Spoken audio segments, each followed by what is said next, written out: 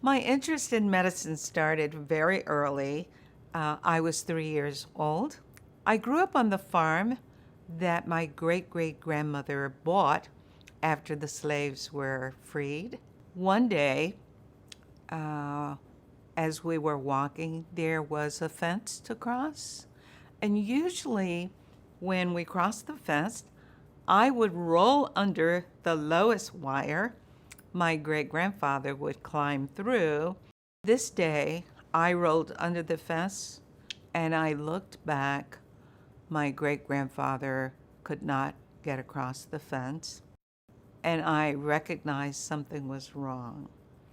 He walked a few steps and then sat down and said he couldn't make it any further. I would have to go get help.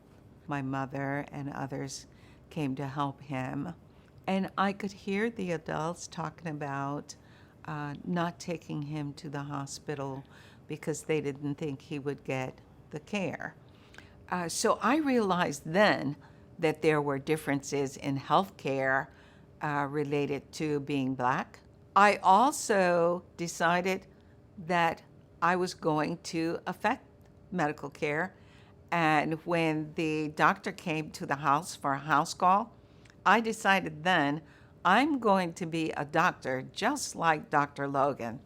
After graduation from medical school, I did my internship and residency at Meharry Medical College in Nashville.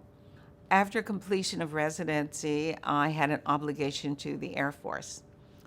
And once I had children, I thought for family reasons I needed to leave the Air Force because my obligations were over. And I went to the University of Missouri on the faculty there. And there was a doctor who was in the National Guard, and he sent me a note saying, how about joining the National Guard?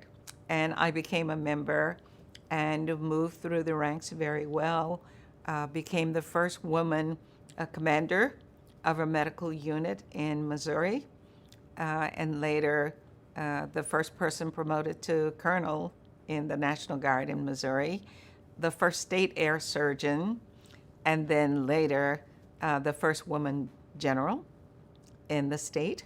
There were patients that I took care of who never intended to see a doctor of my racial background.